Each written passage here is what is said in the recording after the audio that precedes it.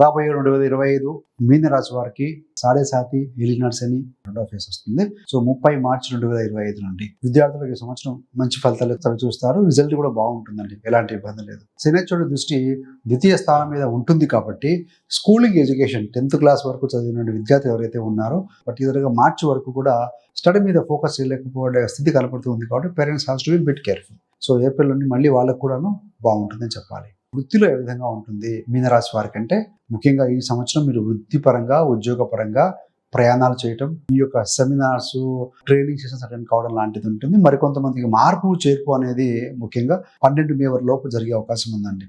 12 మే తర్వాత స్థిరత్వం ఉంటుంది, ఉద్యోగంలో మంచి ఇంప్రూవ్మెంట్ ఉంటుంది. ఏదైనా వ్యాపారంలో ఇబ్బందులున్నా సీనియర్స్ ఎక్స్పర్ట్స్ యొక్క సలహాల మేరకు బయటపడతారు అని చెప్పవచ్చు. బ్రాంచెస్ ఓపెన్ చేయడం కావచ్చు, ఏదైనా కొత్తది నూతనంగా మొదలెట్టాలంటే కూడా ఈ యొక్క రాహుకేతుల స్థితి తర్వాత జూన్ నుంచి బాగుంటుందని చెప్పవచ్చు.